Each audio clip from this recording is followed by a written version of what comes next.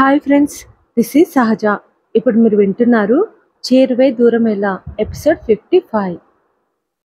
మిథున్ పని మీద ముంబై నుండి వేరే ఊరు వెళ్ళాడు.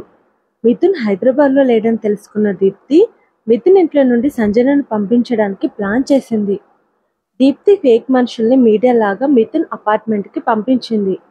పర్మిషన్ లేకుండా రావడంతో వాళ్ళను సెక్యూరిటీ లోపలికి అలో చేయలేదు.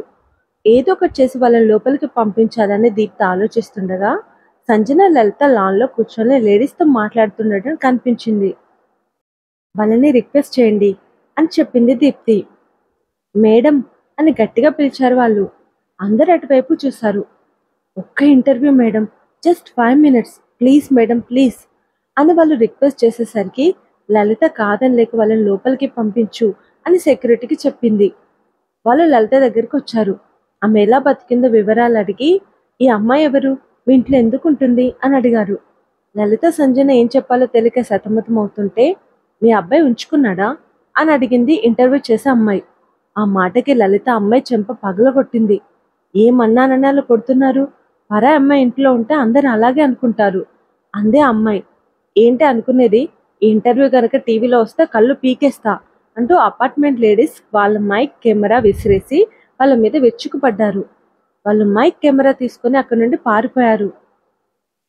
ఇప్పుడు సంజన ఆలోచనలో పడుతుంది.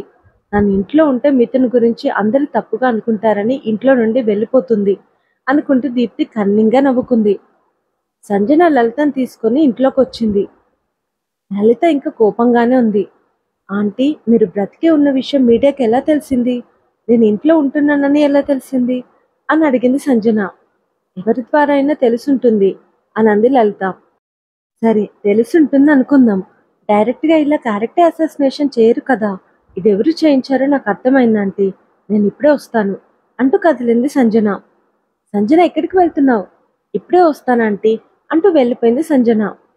సోఫాలో కూర్చొని రిలాక్స్ అవుతున్న దీప్తిని విసురుగా లేపి సంజన లాగి పెట్టి కొట్టింది. హౌ డేర్ యూ అని దీప్తి అనేలోగా ఆమె మరో చెంప వాయించింది. ఏం చేస్తున్నావు? ఆమెకు మాట్లాడే అవకాశం ఇవ్వకుండా సంజన దీప్తి ఆ చెంప ఈ చెంప పగలగొడుతుంది. దీప్తి అమ్మనాన్నలు కిందికి వస్తూ, హే, ఏం చేస్తున్నావు? నా కూతుర్ని చంపేస్తావా అని అరిచారు. అవును, చంపేస్తాను అని అరిచింది సంజన.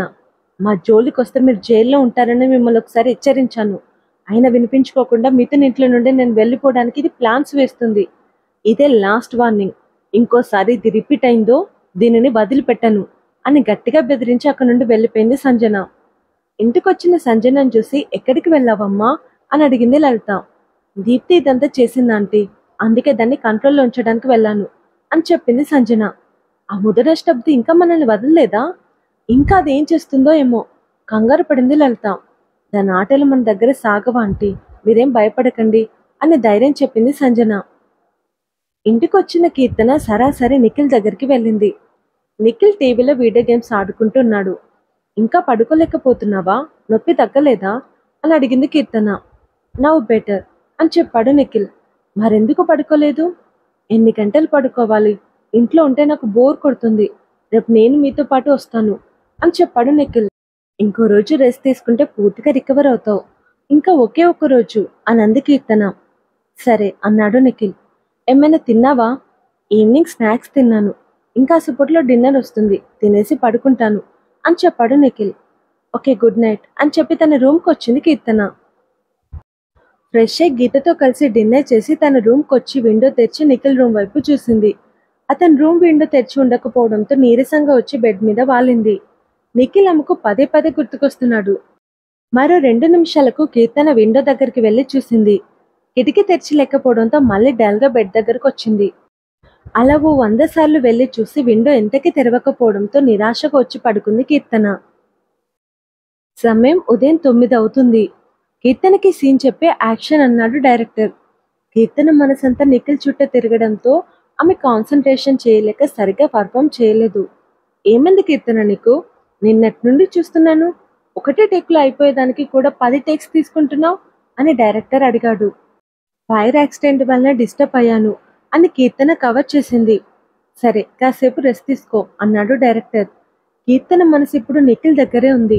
అతను ఎలా ఉన్నాడోనని ఆమెకు టెన్షన్. షూటింగ్ అయిపోగానే కీర్తన గీత కార్లో స్టార్ట్ అయ్యారు. కీర్తన టైంపాస్కి సోషల్ మీడియా చూస్తుంది. కీర్తన మిథున్ పేర్లు కలిపి కీర్తన్ ట్యాగ్తో చాలా పోస్ట్ చేశారు.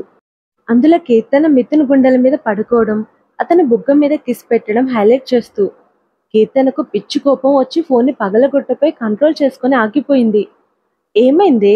ఆశ్చర్యంగా చూస్తూ అడిగింది గీత. నా పేరు మిథున్ పేరు కలిపి కీర్తన్ ట్యాగ్తో పోస్ట్ చేస్తున్నారు, భరించలేకపోతున్నాను అని ఆవేశంగా చెప్పింది. గీత ఒక్కసారిగా కార్ ఆపేసింది. నిన్నటి వరకు ఆ వీడియోస్ చూసి మురిసిపోయావు కదా, ఇప్పుడేమైంది? నిన్నటి వరకు కాదు, మొన్నటి వరకు. మొన్నటి వరకు నచ్చింది ఇప్పుడెందుకు నచ్చట్లేదు అని అడుగుతున్న గీతకి ఏదో అర్థమై, నాకు ఇప్పుడు ఒకటి బాగా అర్థమైంది. నీకెవరో బాగా నచ్చారు. నచ్చడం అంటే అలా ఇలా కాదు, లవ్కి దగ్గరగా తీసుకువెళ్ళంతగా. నిజమే కదా అని ఓరగా చూసింది గీత. ఏం చెప్పాలో తెలియక కీర్తన సైలెంట్గా ఉండిపోయింది. నీ సైలెన్స్ చెప్తుంది నిజమని. చెప్పవే, ఎవరతను అని ఆత్రంగా అడిగింది గీత. నిఖిల్ అని చెప్పింది కీర్తన. వాట్? నీకేమైనా పిచ్చా? ఒక డ్రైవర్ని లవ్ చేస్తున్నావా? కోపం తెచ్చుకుంది గీత. నాకు నిఖిల్ అంటే చాలా ఇష్టం. ఈ ఇష్టం ఖచ్చితంగా ప్రేమగా మారుతుంది. మిథున్ మీద కూడా నాకు ఇలాంటి ఫీలింగ్స్ అస్సలు కలగలేదు అని కీర్తన అంటుంటే, ఇలాంటి ఫీలింగ్స్ అంటే అని అడిగింది గీత. గంటల తరబడి నిఖిల్ని చూస్తూ ఉంటున్నాను, అయినా తనవి తీరట్లేదు. అతనికి ఎలా ఉందోనని బెంగ, అతనిని ఎప్పుడెప్పుడు చూస్తానని ఆతృత. నాకెప్పుడు అతనితోనే ఉండాలనిపిస్తుంది. ఇలా నాకెప్పుడు మిథున్ గురించి అనిపించలేదు అని చెప్పింది కీర్తన. అసలు నువ్వు డ్రైవర్ని ఇష్టపడ్డమేంటే? ఒక హీరోయిన్ డ్రైవర్ని ప్రేమించిందంటే నీకెంత పరువు తక్కువ ఆలోచించావా? సరే, జరిగిందేదో జరిగిపోయింది. నిఖిల్ని ఉద్యోగం నుండి తీసేసి ఇవన్నీ మర్చిపో అని అంది గీత. మర్చిపోలేను. మిథున్ని మర్చిపోగలేంది నిఖిల్ని ఎందుకు మర్చిపోలేవు అని కోపంగా అడిగింది గీత. నిఖిల్ మీద కలిగిన ఫీలింగ్స్ నాకెప్పుడు ఎవరి మీద కలగలేదు. ఇది ఆకర్షణనే కానీ ప్రేమగా మారే ఆకర్షణ, మధ్యలో మర్చిపోయే ఆకర్షణ కాదు. నా వెంట పడి సతాయించే మగవాళ్ళని చూసిన నేను నన్ను పట్టించుకొని మిథున్ని చూసి ఇంప్రెస్ అయ్యాను. డైరెక్టర్ నుండి మిథున్ నన్ను సేవ్ చేసినప్పుడు అలాంటి అబ్బాయి దొరకడాన్ని మిథున్ని వదులుకోకూడదు అనుకున్నాను. అందుకే మిథున్ గుండెల మీద పడుకోవడం, బుగ్గపై కిస్ చేయడం లాంటి పిచ్చి పనులు చేశాను. ఆలోచిస్తే నాకు మిథున్ మీద ఆకర్షణ కూడా లేదు. లైఫ్లో ఫస్ట్ టైం అమ్మాయిలను పట్టించుకొని అబ్బాయిని చూసేసరికి వదులుకోకూడదు అనుకున్నాను అంతే. కానీ నిఖిల్ అంటే నాకు చాలా ఇష్టం. అతనిని వదిలి క్షణం కూడా ఉండలేకపోతున్నాను, అంత ఇష్టం అని చెప్పింది కీర్తన. మంటలో నుండి నిన్ను సేవ్ చేశాడని ఇష్టం కలిగిందా అని అడిగింది గీత. నన్ను సేవ్ చేశాడని కాదు, ప్రాణాలకు తెగించి అందరినీ కాపాడాడు. ఇక్కడ నాకు అతని మీద అభిమానమే కలిగింది. కానీ తను చేయబోయిన ప్రాణత్యాగాన్ని రెస్పాన్సిబిలిటీ అనుకుని అతని వ్యక్తిత్వం మీద ఇష్టం కలిగింది. సహాయం చేస్తే రిటర్న్ ఆశించవచ్చు, కానీ బాధ్యతగా చేసిన దానికి రిటర్న్ ఆశించకూడదని చెప్పి అతను చేసిన అంత గొప్ప పనిని సీక్రెట్గా ఉంచాడు. అప్పుడు అతని మీద నాకు కలిగిన ఇష్టం పెరిగిపోయింది అని చెప్తూ నిఖిల్ ట్రాన్స్లో ఉండిపోయింది కీర్తన. సో నీది ప్రేమ కాదు, కేవలం ఇష్టం అని అంది గీత. మిథున్ నాతో ఒక మాట చెప్పాడు. మొదట కలిగేది ఆకర్షణ, అది ప్రేమగా మారడానికి టైం పడుతుందని చెప్పాడు. నిఖిల్ మీద నాకున్న ఇష్టం త్వరలోనే ప్రేమగా మారుతుంది. అప్పుడే నేను నిఖిల్కి ప్రపోజ్ చేస్తాను అని చెప్పింది కీర్తన. నువ్వు ఆ డ్రైవర్ని ప్రేమించడం నాకు అస్సలు నచ్చట్లేదే. ఈ విషయం గనక లీక్ అయితే ఇండియా టాప్ యాక్ట్రెస్కి డ్రైవర్తో అఫైర్ అని డ్యూస్ అవుతుంది. అప్పుడు నీ పరిస్థితి ఏంటి, నీ కుటుంబ పరిస్థితి ఏంటి అని కోపంగా అడిగింది గీత. ఈ సొసైటీ గురించి నేను పట్టించుకోను, నాకు నా లైఫ్ ముఖ్యం. నిఖిల్ లాంటి మంచలుడు నా ఫ్యామిలీకి దొరకడు. ఇక ఎవరేమనుకున్నా నాకు అనవసరం అని గట్టిగా చెప్పింది కీర్తన. నీ లైఫ్ నీ ఇష్టం అని చెప్పి గీత మ్యాటర్ని వదిలేసింది. ఇంటికొచ్చిన వెంటనే కీర్తన నిఖిల్ని కలిసింది. అతనితోనే కాసేపు ఉండాలనిపించిన ఛాన్స్ లేక తన రూమ్కి వచ్చి ఫ్రెష్ అయి గార్డెన్లో ఉన్న నిఖిల్ని బాల్కనీ నుండి చూస్తూ ఉండిపోయింది కీర్తన. నిఖిల్ రికవర్ అవ్వడంతో ఆ మరుసటి రోజు అతనే కీర్తనని షూటింగ్కి తీసుకెళ్తున్నాడు. బ్యాక్ సీట్లో కూర్చున్న కీర్తన అద్దంలో కనిపిస్తున్న నిఖిల్ని తన్మయత్వంతో చూస్తుండటం నిఖిల్ కంట పడింది. కీర్తన నన్ను అలా చూస్తుందేంటి అని నిఖిల్ ఆశ్చర్యపోయాడు. ఆ రోజు షూటింగ్లో కూడా కీర్తన చూపులు దొంగచాటున నిఖిల్ని తరుముతున్నాయి. తనను తాకుతున్న కీర్తన చూపులను నిఖిల్ గమనిస్తూనే ఉన్నాడు. ఇంటికి వస్తుంటే కారులో సేమ్ రిపీట్ అయింది. ఇంటికి వచ్చాక ఫ్రెష్ అయి గార్డెన్లో కూర్చున్న నిఖిల్ దగ్గరికి వెళ్ళింది కీర్తన. అతనితో ఆమె ఇంతకు ముందులా మాట్లాడలేకపోతుంది. ఆమె చూపుల్లో ఉన్న తన్మయత్వాన్ని, ఆమె మాటల్లో ఉన్న బిడియాన్ని చూసి కీర్తన తనని ఇష్టపడుతున్న విషయం నిఖిల్కి అర్థమైంది. థ్యాంక్ గాడ్, నేనేం చేయకపోయినా కీర్తన నాకు పడిపోయింది. ఇక వెంటనే కీర్తన నన్ను ప్రపోజ్ చేసేలా చేసుకోవాలి. అప్పుడు ప్రాబ్లమ్స్ అన్ని సాల్వ్ అయి మిథున్ సంజన కలుస్తారు అని మనసులో అనుకుని, మేడం రేపు నేను హైదరాబాద్కి వెళ్ళాలి అని చెప్పాడు నిఖిల్. రేపు శుక్రవారం, శనివారం కదా నువ్వు వెళ్ళేది? ఓ, రేపు నైట్ వెళ్తావా? కాదు, రేపు మార్నింగ్, కుదిరితే ఈ నైట్. ఎందుకు? రేపు నా పెళ్లి చూపులు మేడం అని చెప్పాడు నిఖిల్. వాట్? కీర్తన్ ఒక్కసారిగా షాక్ అయింది. మీరెందుకు షాక్ అవుతున్నారు అంటూ ఆమెకు తెలియకుండా ఓరగా చూశాడు నిఖిల్. అంటే సడన్ గా చెప్పావు కదా, అందుకే. కీర్తనకేం చెప్పాలో తెలియట్లేదు. ఆ అమ్మాయి ఎవరు, బాగుంటుందా అని మెల్లగా అడిగింది కీర్తన. చాలా బాగుంటుంది. ఒకసారి ఫోటో చూపించవా అని అడిగింది కీర్తన. ఎవరి ఫోటో చూపించాలి అని సతమతమై తప్పక స్టార్టింగ్లో ఉన్న సంజన ఫోటో చూపించాడు. నా అంత కాదు కానీ బాగుంది. సింపుల్గా, సిన్సియర్గా, చూస్తేనే మంచి అమ్మాయిని తెలిసేలా ఉంది. మనసులో జలస్ దాచుకొని చెప్పింది కీర్తన. చాలా మంచి అమ్మాయి. ఈ అమ్మాయి నీకు ముందే తెలుసా? తెలుసు. ఇష్టపడుతున్నావా భయంగా అడిగింది. అలాంటిదేమీ లేదు. మా ఇంట్లో అందరికీ ఇష్టం. సో నేను ఓకే చెప్దాం అనుకుంటున్నాను. ఓకే చెప్పాక రేపు డైరెక్ట్గా నిశ్చితార్థమే అని చెప్పి కీర్తన మొహంలోకి చూశాడు నిఖిల్. ఇంత ఆపుకున్న కన్నీళ్ళు ఆగట్లేదు. అందుకే ఒక్కసారిగా వెనక్కి తిరిగిందామే. డౌట్ లేదు, కీర్తన నన్ను ఇష్టపడుతుంది అనుకుని నిఖిల్ సంతోషపడిపోయాడు. కీర్తన కన్నీళ్లు తుడుచుకొని అతని వైపు తిరిగి, ఆ అమ్మాయి పేరేంటి అని అడిగింది. సంజన అని చెప్పాడు నిఖిల్.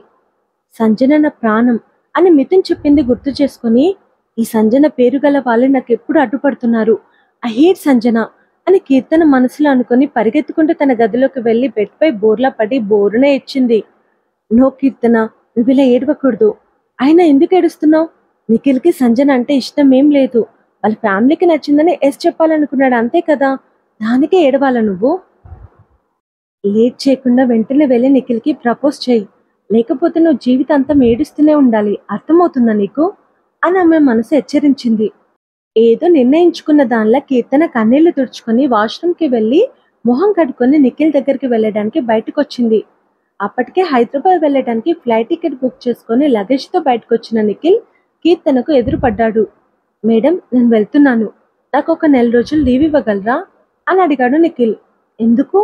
రేపు ఎలాగో నాకు ఎంగేజ్మెంట్ జరుగుతుంది, వారంలోనే పెళ్లి, తర్వాత హనీమూన్ అని చెప్తున్న నిఖిల్ని అమాంతం కౌగలించుకుంది కీర్తన. నిఖిల్ క్షణం పాటు బిగుసుకుపోయి మేడం అంటూ తనను అల్లుకుపోయినమ్మ చేతులను తీయడానికి ప్రయత్నిస్తుంటే కీర్తన నిఖిల్ని మరింత గట్టిగా కౌగలించుకుని, నువ్వంటే నాకు చాలా ఇష్టం నిఖిల్, నేను నిన్ను దూరం చేసుకోలేను అని ఏడుస్తూ అంది. అమ్మయ్యా, ప్రపోజ్ చేసేసింది అనుకుంటూ నిఖిల్ రిలీఫ్ అయ్యాడు. నిఖిల్ షాక్ అవుతున్నట్లు నటిస్తూ, ఏం మాట్లాడుతున్నారు మేడం, మీరు నన్ను లవ్ చేయడం ఏంటి? నేను ఆఫ్టర్ ఆల్ డ్రైవర్ని అని అన్నాడు. నేను నిన్ను వదిలి ఉండలేను నిఖిల్, నువ్వెవరైనా నాకు అనవసరం, నువ్వు నాకు కావాలి అంతే. నా ఆకర్షణ ప్రేమగా మారాకే నేను నీకు ప్రపోజ్ చేయాలనుకున్నాను, కానీ ఈ రోజు దాటితే నువ్వు నాకు శాశ్వతంగా దూరం అవుతావు. అందుకే నా మనసులోని మాట నీతో చెప్పేశాను. ఏంటిది, మొన్నటి వరకు మిథున్ అంటే ఇష్టం అని ఇప్పుడు నేనంటే ఇష్టం అంటుంది అనుకుంటున్నావా? నా మీద ఒట్టేసుకొని చెప్తున్నాను నిఖిల్, నీ మీద కలిగిన ఫీలింగ్స్ నాకెప్పుడు ఎవరి మీద కలగలేదు. అమ్మాయిలను కన్నెత్తి కూడా చూడని మిథున్ లాంటివన్నీ నేను ఎప్పుడూ చూడలేదు. అందుకే అతన్ని వదులుకోకూడదు అనుకుని అలా చేశాను, కానీ అతని మీద నాకు ఎలాంటి ఇష్టం ప్రేమ లేవు. నువ్వు సంజనను పెళ్లి చేసుకుంటావో నన్ను పెళ్లి చేసుకుంటావో నిర్ణయం నీకే వదిలేస్తున్నాను. నువ్వు ఏ డెసిషన్ తీసుకున్నా నాకు ఓకే, కానీ ఆ నిర్ణయాన్ని నువ్వు నాతో చెప్పకు, నేను విని తట్టుకోలేను. మండే నువ్వు ఇక్కడికి వస్తే నువ్వు నా కోసం వచ్చినట్లు, రాకపోతే నువ్వు సంజన కోసం అక్కడే ఉండిపోయినట్లు. మొదట బాధపడతాను, తర్వాత నాది బ్యాడ్ లక్ అని సరిపెట్టుకొని నువ్వు సంతోషంగా ఉంటావని ఆనందపడతాను. వెళ్ళు నిఖిల్, బాయ్ అని చెప్పి కన్నీళ్లతో కీర్తన పరిగెత్తుకుంటూ తన గదిలోకి వచ్చింది. ప్రాబ్లం ఇంత త్వరగా సాల్వ్ అవుతుందని అస్సలు అనుకోలేదు. థ్యాంక్ గాడ్ అనుకుంటూ నిఖిల్ వెళ్ళిపోయాడు. ఆ తర్వాత జరగబోయేది నెక్స్ట్ ఎపిసోడ్లో తెలుసుకుందాం. ఈ ఎపిసోడ్ కనుక మీకు నచ్చితే లైక్ చేయండి, కామెంట్ చేయండి. Thank you, bye.